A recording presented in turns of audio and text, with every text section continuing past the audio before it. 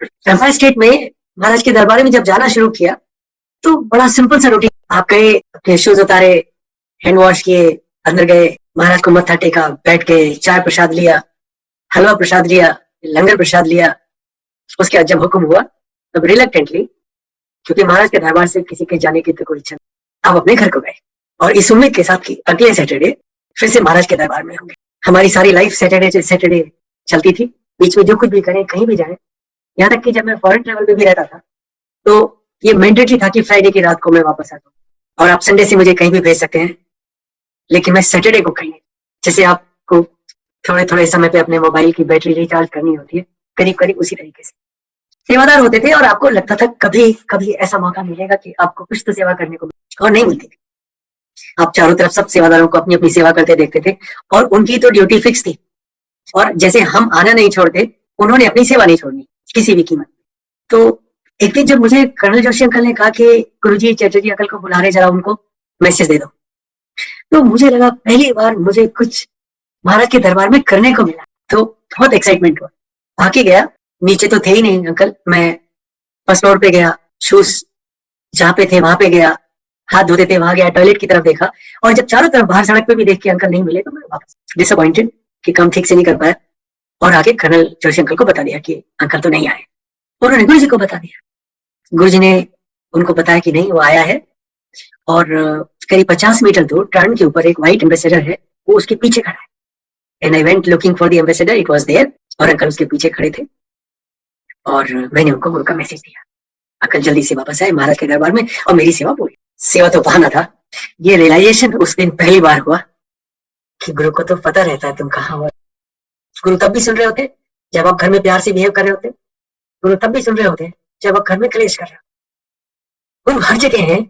मैं और aunty first floor पे शिफ्ट हो गए क्योंकि हम लोग उस समय तक पुरानी संगत बन गए थे।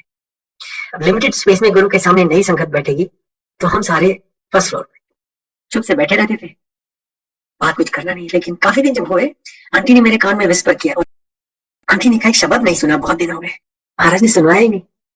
शब्द था बहुत जन्म बिछड़े थे माधव, ये जन्म तुम्हारे लिखे। तो मैंने कहा हाँ, वैसे भी मुझे बहुत याद नहीं रहता तो मैं उसकी हाँ में हाँ मिला देता हूँ। ठीक ही, 10-15 सेकंड के बाद में जो शब्द चल रहा था वो बंद हो गया और ये वाला शब्द चालू। And we looked at each other, ये कैसे हुआ? गूज बम्स आ गए। हम फर्स्ट फ्लोर पे बैठे हैं, aunty just whispers in my year, दूर दूर तक कोई और नहीं है। तो लंगर के बाद में अपने राजेंद्र सिंह अंकल जिन्हें हम प्यार से और इज्जत से डीजे अंकल भी कहते थे, पर उनके सामने नहीं कहते थे। Uncle was very strict in his सेवा और वो डिस्टर्ब होना पसंद नहीं करते थे, इसलिए उनके पास कम से कम मैं नहीं जाता। लेकिन उस दिन हिम्मत करके अंकल के बाद में आज्ञा मिलने के समय मैं उनके पास गया और हाथ जोड़ के बोला, अंकल वो शब्द चेंज हुआ था, उन्हें डिस्टर्बेंस पसंद नहीं था। मगर उस दिन उन्होंने मेरी बात का जवाब दिया, बोले हाँ वो गुरुजी ने बोला था। अब गुरुजी आसन पे रूम के एक कोने में, अंकल म्यूजिक सिस्टम के पास रूम के दूसरे कोने में। तो मैंने अंकल कैसे? बोले मैंने गुरुजी को देखा और मुझे पता चल गया शब्द चेंज होना, तो मैंने कर दिया। नहीं सर अंकल वो, बल्कि कुछ कहा नहीं। मैं सोच रहा था कि हमारे पास सीढ़ी थोड़ी थी कि शब्द ऑटोमेटिकली सिलेक्ट किया जा सकता है, उस जमाने में कैसेट्स होते थे। अब ये शब्द कैसेट में कहाँ पे है किसको पता है, बट वो वहां था और उन्होंने वो चेंज किया और वो बिल्कुल स्टार्ट। उसके बाद मैं सोचता रहा, मैं सो नहीं पाया। गुरु ने ये तभी किया या उन्हें ये भी पता था कि हम दोनों ऐसा सोचेंगे और ये चेंज करना होगा, इसलिए कैसे में ये शब्द उस जगह से होना चाहिए पहले से ऐसा, और फिर ये चेंज कराया था। छोटी सी बात है ना, लेकिन मैसेज कितना बड़ा है। जब अर्जुन को कृष्ण ने कहा कि जो तो लड़ाई लड़ने वाला है बच्चे, ये तो लड़ चुका है, क्या फर्क है दोनों में? पहला रिलेशन है गुरु जी सब जगह है, दूसरा रियलाइजेशन हुआ अब जानते हैं, और तीसरा रियलाइजेशन हो गया कि सब कुछ महाराज के नियंत्रण में है। आपको वो चीज तब पता चलती है जब आपके साथ वो हो रही होती है, लेकिन महाराज को वो तब पता होती है आपको पता भी नहीं होता है कि क्या पता। ये शिव है, ये रियलाइजेशन जिस तरह से आज आपको है मुझे नहीं था, लेकिन ये कुछ और है, जैसे दिखते हैं वैसे नहीं। ईश्वर तत्व इनके अंदर है, ये रियलाइजेशन जगाने के लिए गुरु के सामने जैसे वस्त्र में आप सोल के लेवल पे कपड़ों के बिना, क्योंकि उनसे फिर कुछ मुझे अभी भी लगता याद आ रहा है कि कई बार मैं सोचा था महाराज ने मुझे क्या देखा, और हो सकता है गलती से बुला लिया, मगर बता देंगे तुम्हें। लेकिन वो भगाया नहीं, वो इसलिए नहीं कि मेरे अंदर कोई गुण, वो इसलिए कि वो शिव है,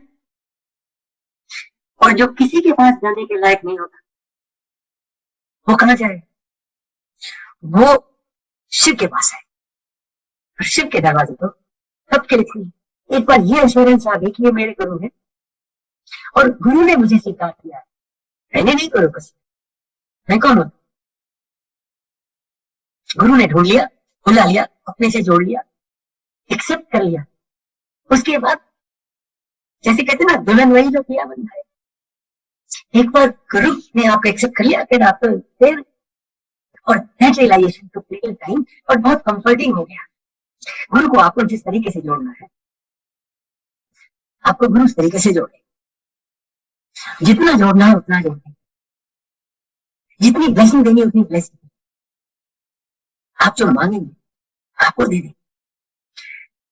लेकिन आज सुबह मेरे पास एक मैसेज आया, आंटी ने पूछा मुझसे कि अंकल गुरु से क्या मांगना चाहिए। पहले मैंने सोचा क्या बोलूंगा, फिर अच्छा जवाब तो देना ही था, और मेरी समझ में जो आया वो मैंने जवाब दिया।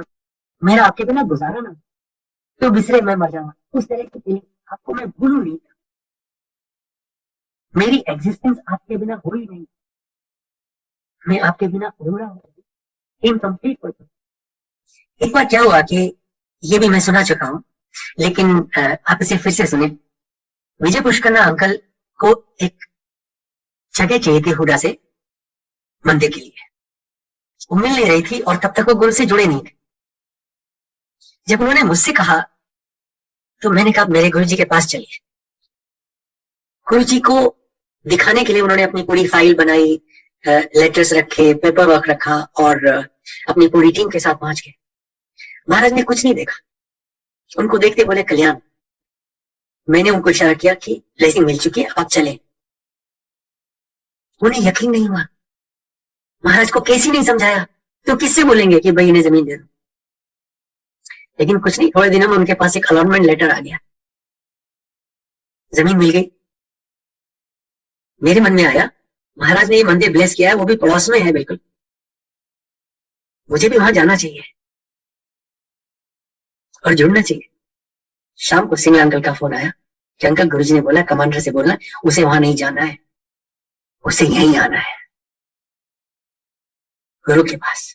जिन्हें गुरु पकड़ लेते हैं ना, उनको फिर इधर उधर भी नहीं जाने देते। एक आंटी सत्संग कर रही थी बहुत पहले, शायद समीना आंटी, उन्होंने बताया था, और मैंने उनसे पहली बार ये सुना कि गुरुजी ने बोला कि अगर तुम अपने घोड़े की लगाम मुझे दे दोगे तो मैं उसे सीधा चलाऊंगा, सीधा हाँकूंगा, I will drive it straight. और ये फीलिंग की घोड़े की लगाम गुरु के हाथ में देनी है, ये भी गुरु ही दिला देते, इसमें भी आपको कुछ नहीं करना होता।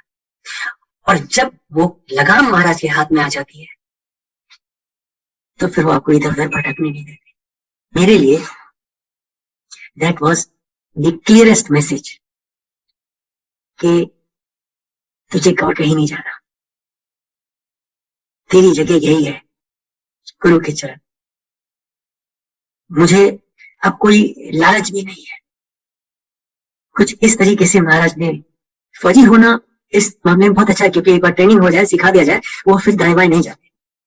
दिमाग का इस्तेमाल फौजी वैसे ही नहीं करता, और गुरु जी ने कहा कि दिमाग को यूज नहीं करना, अकल दूर छोड़ो। अपने पास तो थी नहीं, इसलिए छोड़ने की जरूरत नहीं पड़ी, आसान हो गया। बट जिसको गुरु से जुड़ना है उसको फिर गुरु से जुड़ना है, फिर इधर उधर नहीं। फिर क्या हुआ, जब गुरु ने उस मंदिर में जाने नहीं दिया या जाना सही नहीं समझा, तो फिर बाकी चीजें भी छूट गई। अब मैं रिलीजियस होने के तरीके से कुछ नहीं करता,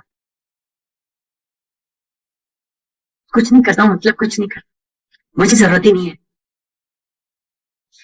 रिचुअल से आपको कुछ लेना होता है ना, मैं ये करूंगा तो मुझे ये मिल जाएगा, और जिसके पास गुरु ऑलरेडी है वो क्या करके क्या पाएगा, किस लिए कुछ भी करेगा। और गुरु है इसलिए थोड़ा कि आपने कुछ किया था, गुरु है कि क्योंकि गुरु ने डिसाइड कर दिया कि मैं होऊंगा तुम्हारी जिंदगी में। अब मैं उनको कहां ढूंढूं, कुछ भी करके क्या करूंगा। महाराज ने कहा मेरे पास आओ, तो मैं कहां ढूंढूं। हमारा गुरु तो हम सबके दिल में है। कस्तूरी नाभि बसे मृग ढूंढे जगमाए। गुरु की खुशबू जो आपके अंदर से आ रही है, आप उसको दुनिया में ढूंढेंगे, आप उसको रिचुअल्स में ढूंढेंगे, आप उसको दरबार में ढूंढेंगे, आप उसे मंत्र जाप में ढूंढेंगे, आप उसे लंगर में ढूंढेंगे, आप उसे चाय प्रसाद में ढूंढेंगे, ढूंढिए मिलेंगे। लेकिन वो तो आपके अंदर ऑलरेडी है। उस प्रोसेस का दिखावा भी नहीं करते। कहते ना मंदिर तो बहुत होते हैं, लेकिन जो मन मंदिर है ना, the temple in your heart, that is where guru should always be there. If he is not there तो बाकी जगह आप लगे रहो, और वहां है तो बाकी जगह लगने की जरूरत नहीं। आप जहां है ना, गुरु के पास है। आप जैसे भी हैं गुरु की वजह से है। आप सत्संग में हैं तो आप गुरु के पास है, आप किचन में हैं तो आप गुरु के पास है, आप सो रहे हैं तो आप गुरु के पास है, आप झूठ बोल रहे हैं, धोखा दे रहे हैं, चीट कर रहे हैं, कलेश कर रहे हैं, तो भी गुरु के पास है। क्योंकि घर में कोई दरबार नहीं है, तो आंटी ने अपने किचन में कोने में महाराज को रखा हुआ है। शी सेज गुरु जी मेरे साथ मेरे ऑफिस में रहते हैं। तो आपको अगर कभी मन में ये आ जाए कि हम इन चीजों से जुड़ जाएं, जिन चीजों से जुड़ने की वजह से हमें गुरु मिल जाएंगे, या हम इस संगत से जुड़ जाएं और इस संगत से जुड़ने की वजह से गुरु मिल जाएंगे, क्या लगता है आपको? अगर और कुछ नहीं, इस चीज को मन में धारण करें, अभी जो चाहे करें। प्रभसी नगर कीजिए सब काजा, हृदय राखी कौशलपुर राजा। दिल में हनुमान जी के लिए उन्होंने कहा था कि आप अपने हृदय में श्री राम को धारण करके जो चाहे करें। महाराज से मेरा कनेक्ट है, दूसरे का कनेक्ट दूसरे का कनेक्ट है। अगर आप चाय प्रसाद के थ्रू जुड़े हैं, गुड लक टू यू भाई। आप मंदिर के थ्रू जुड़े हैं, गुड लक टू यू। आप दरबार के थ्रू जुड़े हैं, बेस्ट, बहुत बढ़िया, कुछ गलत नहीं है। लेकिन सबका अपना अपना है, और वो अपना भी महाराज जैसा है। लेकिन इसलिए मत एक काम कीजिए क्योंकि दूसरा कर रहा है, उसके यहाँ ये बजता है इसलिए मेरे सत्संग में ये बजना चाहिए, वो लोग ताली बजाते हैं इसलिए हमें ताली बजाना चाहिए, वो लोग तो इतनी बार आरती करते। और मैंने सुना अब तो चाय बनाने का भी एक प्रोसीजर हो गया, कितने उबाल आने चाहिए, कितने उफान आके उसको वापस जाना चाहिए, क्या कह सकता हूं। बट ये उनका अपना कनेक्ट।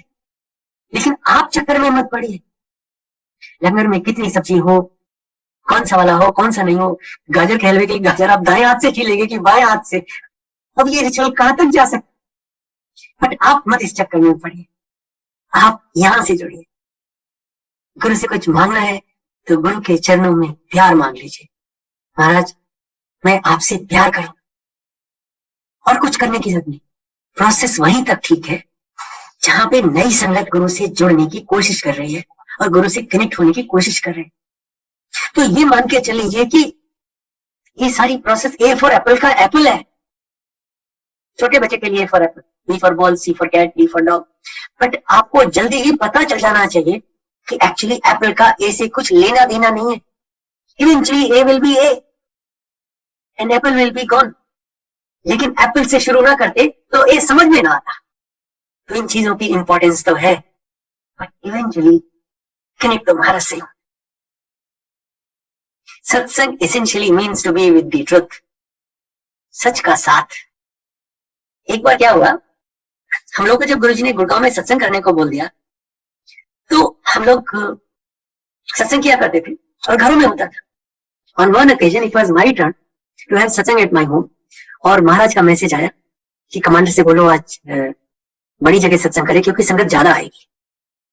हम लोगों ने पहली बार कम्युनिटी सेंटर में जलवाई टावर्स में सत्संग कर लिया। संगत वाकई ज्यादा है। महाराज एम्पायर स्टेट में बैठे थे, उन्होंने संगत को बताया कि आज कमांडर के यहाँ सत्संग था और इतनी संगत आई।